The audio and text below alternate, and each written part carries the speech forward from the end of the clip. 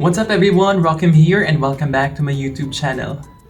So I'm really happy right now because the past 9 days has been a roller coaster ride because of a lot of pressure and challenges, especially in making decisions.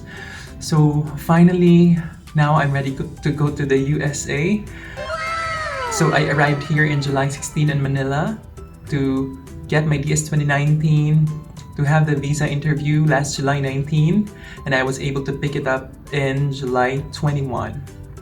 And I processed the CFO last July 21, and fortunately, I went there today because they had no reply, and I was really asking for help from them because I already booked a ticket yesterday for tomorrow's flight. And actually, medyo napagsabihan kasi bakit daw ako nag-book nang wala pang CFO sticker, but at the back of my mind kasi I'm running out of money. And then if you think of it, Friday na yung orientation ng teachers sa school ko and today is already Monday. So I had no choice but book a ticket ahead of time kahit wala si CFO, and I know naman na nag-pray lang ako at saka humingi ng pasensya at saka naghintay talaga ako dun from 6 a.m. until 5 in the afternoon. But last Thursday, the attachment I sent were already complete. Kaya wala na sila talagang hahanapin kasi kompleto na talaga yung nasend ko sa kanila. Ang kulang ko na lang is yung PDOS or the Pre-Department Orientation Seminar and the payment of 80 pesos.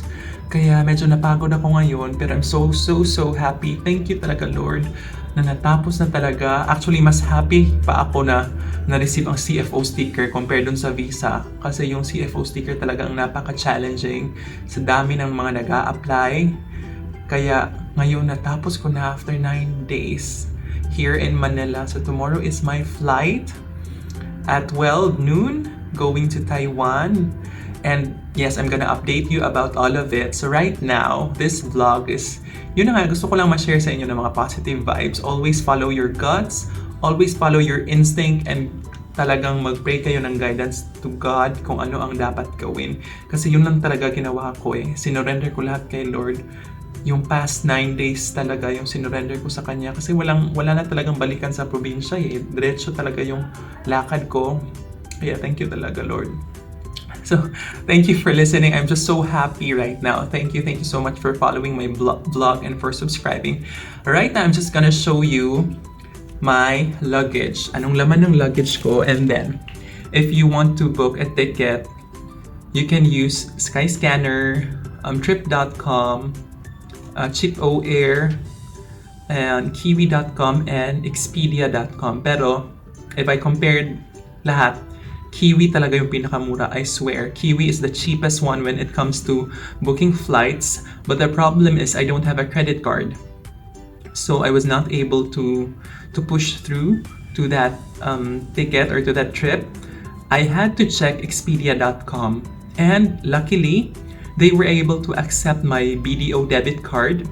You just have to allow the online your online registration or your online banking in BDO. You have to open it and you have to enable the overseas transactions. Okay, enable that so that you will be able to use the debit card overseas for overseas transactions. So yun na nga, nag-push through Expedia.com, and 80,000 lang para sa akin, okay lang yun. And I'm so grateful to Leia Ann kasi binook na niya ako kasi wala na po talaga akong pera. I mean, I'm bringing dollars, but they said that walang ticket or walang ticket ang office sa Phoenix or sa mga airport ba sa Amerika. So, kinahanglan. Kailangan talaga na mag-book ahead of time. So, she had to book me a flight from Phoenix to Page. Kaya I'm so grateful to Leia Ann. So, okay na talaga lahat yung ticket ko, and I will arrive there safely, hopefully with God's grace and guidance. So yun na nga, everything is na talaga, okay na. So ngayon, ipapakita ko na lang sa inyo yung laman ng luggage ko. So if you want to book a ticket, Kiwi is the cheapest one. But if you don't have a credit card, you can use Expedia.com. They will be accepting your debit card, your BDO. Just enable the overseas transaction. Sige, pakita ko na yung luggage ko sa inyo, okay? By the way, actually sa Expedia.com, yung pwede mo dalhin is 7 kilograms plus dalawang 23 kilograms. Unfortunately, I didn't know that kasi hindi pa naman kasi ako nag-book noon ng international flight ko. So, ang nadala ko lang 17 kilograms and 123 kilograms. So, sayang, kulang pa sana ako ng 23 kilograms. Kaso wala na din akong pera. Ano namang dadalhin ko dun?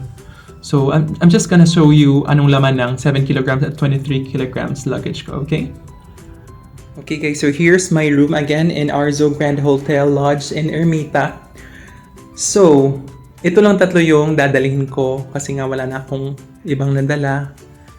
This is my shoulder bag, water and all my papers, my documents, ticket.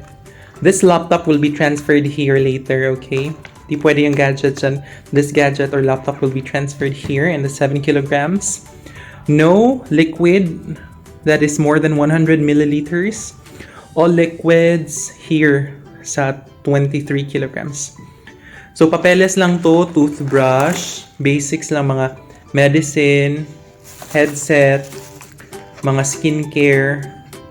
skincare that is less than 100 milliliters, okay?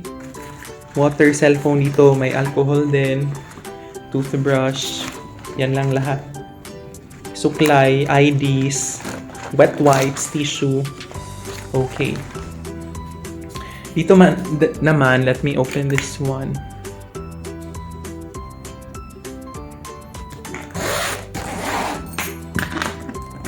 Actually, this is okay. Pants, baka maraming layover, so we have to change our underwear in a few hours. These are the clothes that I'm gonna be wearing. So whatever you're gonna wear, and if you're going to get important things, we're gonna put it here in the 7 kilograms, okay? All my medicines are here too. Again, no liquid ha, no liquid. Yes, so this one, my polo, rosary and jewelries. It's not really organized. Yan lang, it's really light travel. It's 7 kilograms. Ito, so dinala ko yung mga damit, medyas, karaoke, because singing is life. Oh my God, we have to sing so that we won't be depressed. And then laptop here. So, yan lang laman ng 7 kilograms ko. And another tip, please buy if you're gonna be staying for a long time in Manila, or if you're gonna be having long layovers. For men and women, you can buy disposable underwear. You need disposable underwear para you don't need to bring your smelly underwear sa luggage nyo after nyo suotin. Itapon nyo na after. You can dispose it after wearing those underwear na And then, okay, yan na. Yun lang, medicine. Very simple. Yun lang. And then, here. Okay. This is my wallet. Actually, this should be here. But I just left it here kasi I came from CFO to process. This is for my principal and our HR, dried mangoes, pasalubong. You can also bring keychains for them. They'll be very happy to receive that. I have here again underwear. Oh my God, we don't want to go to America without underwear. Maglalaba tayo doon, nakakahiya. Dapat bago yung mga underwear mo. Polo. Actually, most of the clothes I'll be bringing are long sleeves. Of course, pants. Terno is life kasi. Terno is life. Mga jackets. Okay, here, Joseph gave me this one from Boracay. We have here, sachet lang. I just brought sachets of toothpaste, soap, skincare, lipstick, light makeup. Don't bring very big shampoos and washes because you can bring that. I mean, you can buy that in the US. Okay, ito pulbo. Ito bigay ni Joseph for cold weather. We have here our makeup. It's not really organized, guys. Tawas, of course, it's really important. And yan. Okay. Okay, so yan na.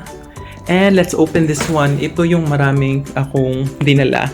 I had to bring a lot of shoes because I'll be a PE teacher, and of course, I've got a lot of running activities and exercises, so I really need very comfortable and nice shoes. Okay, for full cultural activities yan ha. Sash, Philippine flag. Likas papaya for Leia Ann. Gustong-gusto niya daw ng sabon na yan. Ito, jackets. All, mga jackets lang. Jackets and jogger pants. Okay, let me sort this out first. Okay. That's another hack. When you put the shoes, put some things inside it. So, yung space, you can really put something on the spaces inside the shoes. Diba? So, ang laman nito, sabon, at saka mga haplas, liniment from kuan. Okay. Ito naman, may mga labakara, towel. Dito, same din, mga perfumes. Okay, so all liquids more than 100 milliliters should be here. Okay, ito Filipiniana for Leia and for cultural activities, and my barong. I love my barong so much, guys. I'm also bringing contact lenses and false eyelashes for for women there. I don't wear false eyelashes, guys, but it's for makeup purposes because I love doing makeup for women. Okay. So, yun lang. And then, let me put this back.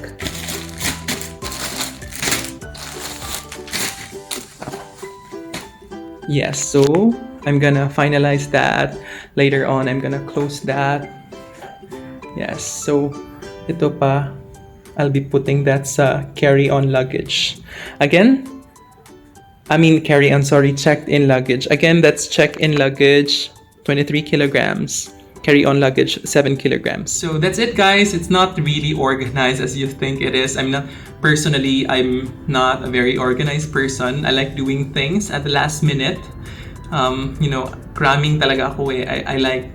It excites me when I make decisions at the last minute. So that's it. Make sure to always bring medicine. That's the number one priority, okay? So those medicines are really important, especially that you'll be in a new place. And in America, pharmacies are very far from the places. Malayo siya sa mga bahay nyo, so you have to bring your medicine. I think that's the most important thing lang talaga, yung medicine. And then, yun lang.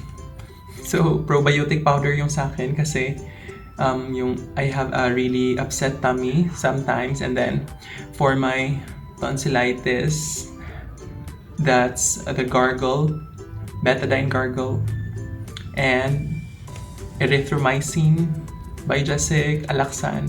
You need those. So yun lang, may nakalimutan pa ba ako? I think that's it, guys. Just make a checklist so that you won't be able to forget anything. So thank you for watching, and please don't forget to like, share, subscribe, and comment down below so that I can also give my support to your channel. Bye-bye!